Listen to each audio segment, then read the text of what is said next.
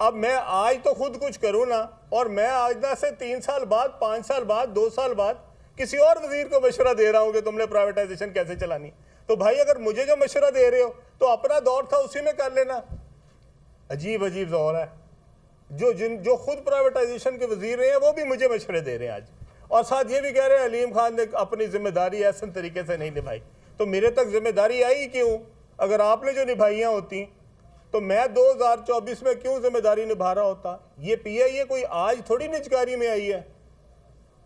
तो भाई 25 वजीर रहे हैं मेरे से पहले, 25 1990 से। मैंने सबकी तस्वीरें लगाई हैं, एक दफ्तर अपना बनाया है अपने पैसों से, उसमें इन सब की तस्वीरें लगाई हुई हैं। उसकी तस्वीरें आज आपको भी दूंगा। वो सारे के सारे 25 के 25 वज़रा की तस्वीरें जो मेरे से पहले रहे हैं। मुझे तो आज पता लगा कि उसमें कौन कौन से वज़रा रहे हैं। और फिर उसके बाद वो मुझे टीवी प्रोग्राम में बैठ के, वो मैं उन एंकर से भी पूछना चाहता हूँ, भाई आप उनसे पूछेंगे अलीम खान को तो काम करना नहीं आता, पर आप तो इसके वजीर रहे हैं, तो आप ही कर लेते हैं इसको ठीक। आज अलीम खान को देने की क्या जरूरत थी 2024 में? तो मैं किसी पे इल्ज़ाम लगाए बगैर ये कहना चाहता हूँ, ये हमारा कौमी एसेट है, मैं इसको औने पौने नहीं बेच सकता। और मुझे कारोबार मत सिखाएं, मुझे कारोबार आता है करना। ये मेरा ज़ाती कारोबार नहीं, ये मेरे पास कौम का सासा है, ये एसेट है इस कौम का।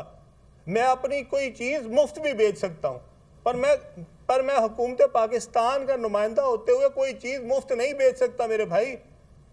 मैं अपनी चीज़ अपने कानून से नहीं डेविएट कर सकता, और वो कानून लिखा हुआ है मेरे पास, उसके अंदर जो जो लाइन लिखी गई है मैं उससे नहीं हट सकता। हाँ, अगर आप कहें वो कानून तब्दील करना है तो ज़रूर कर लेते हैं। आप ये इख्तियारात सिर्फ एक वज़ीर को दे दें कि भाई जो तुम्हें मुल्क के हालात में बेहतर लगे तुम उस हिसाब से भेज देना, तो ठीक है, बिस्मिल्लाह, ठीक है। लेकिन अगर आपने मुझे जो इख्तियार दिया है, जो कानून के तहत मुझे आपने पाबंद किया, मैं उसके अंदर हूँ और मैं उसी में रहूँगा। हाँ, इसमें मैं जितनी मेहनत कर सकता हूँ मैंने ज़रूर की है।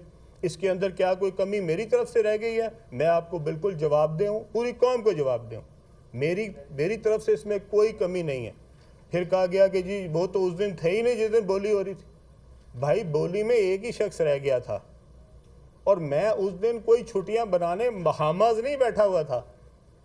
मैं सऊदी वजीर से इन्वेस्टमेंट से मिलने के लिए पाकिस्तान के लिए रियाद में बैठा हुआ था, उनसे मुज़ाकरात कर रहा था, और आप सबके सामने है। ठीक है, तो मेरे पास कोई जिम्मेदारी है तो मुझे इसका एहसास है। मैंने सिर्फ तस्वीर खिंचवाने के लिए या एक बोली जो दे रहा था उसके साथ कोई हैंडशेक करने के लिए तो नहीं वहाँ बैठना था। उससे पहले 2 इजलास हुए उस दिन। एक हमारा प्राइवेटाइजेशन कमीशन का इजलास हुआ, मैं उसकी भी सदारत की है, और उसके बाद हमारी CCOP की मीटिंग हुई है जिसकी सदारत जो है वो इसहाक डार साहब करते हैं, मैं उसमें भी शामिल था। तो मेरी तरफ से किसी चीज़ में, किसी प्रोसेस में, उसके प्रोसेस के पूरे अडॉप्ट करने में कोई कमी, कोई पार्टिसिपेशन की कमी नहीं थी। ठीक है, अब अगली बात आ जाए, PIA के लिए आइंदा का प्लान क्या है। हमें KP हुकूमत से कहा गया कि जनाब हम ख़रीदना चाहते हैं।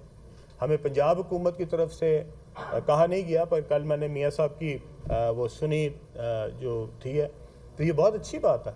अगर KP हुकूमत, पंजाब हुकूमत, सिंध हुकूमत, बलूचिस्तान हुकूमत मिल के लेना चाहती है तो हमें क्या एतराज़ है।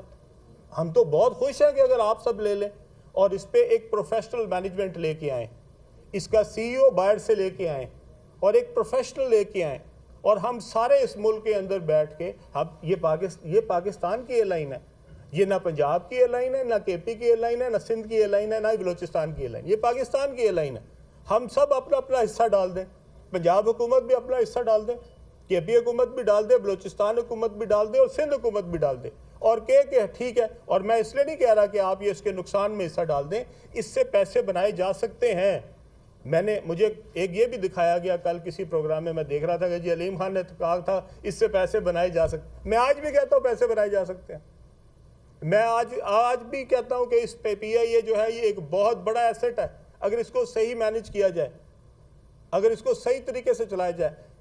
24 करोड़ लोगों के पास एक एयरलाइन है, दुनिया की 5वीं बड़ी हम जो है वो कौम है, और उनके पास सबसे आसान रूट्स क्या हैं।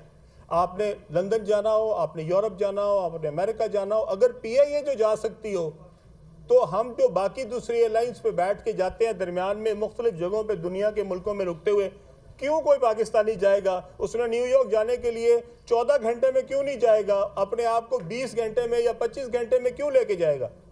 हमारे पास वो सर्विस नहीं है। जिस ज़माने में हमारे पास सर्विस थी, जब मैं यूके जाता था, इसी में जाता था, आइडियल टाइम है सुबह 9 बजे, 10 बजे, 11 बजे हमारा जहाज चलता है, वहाँ पे दोपहर को 2 बजे, 3 बजे, 4 बजे पहुँचा देता। आइडियल। किसी के पास ऐसे टाइमिंग नहीं है जो आपके पीआईए के पास है। लेकिन आप जो पीआईए के साथ हुआ है, और अफसोस मुझे इस बात का है कि जिन्होंने किया वही बैठ के मुझे सिखा रहे हैं, आपसे सही नहीं बिक रही, वाह जी वाह, कमाल किया तुमने, हालत क्या की है पीआईए की, मेरे से सही नहीं बिक रही।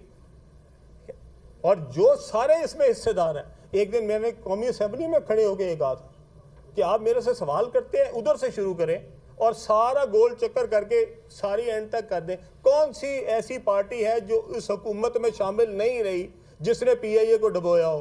कौन सी एक पार्टी बता दे, कोई अपोजिशन की, कोई हुकूमत की, कोई अंदर बाहर कोई पार्टी बता दे जो उस हुकूमत का हिस्सा नहीं रही जिसने ये पीआईए का हाल किया।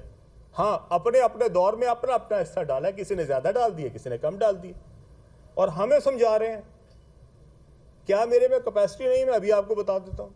मेरे पास कम्युनिकेशन है, एनएचए है, ये है जी फिगर्स। एक साल के अंदर एनएचए 50 अरब रुपया एक्स्ट्रा प्रॉफिट देने लगी है। 50 अरब रुपया।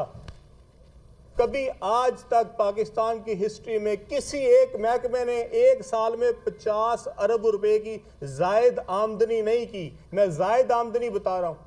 टोटल रेवेन्यू जो है वो एनएचए का इस साल इंशाल्लाह ताला 110 अरब जाएगा। 64 बिलियन से 110 बिलियन पे जा रहा है। ये है जी उसके फिगर्स। अभी मैं आप सबको कॉपियां दूंगा। 50 अरब रुपया मैंने रेज किया है।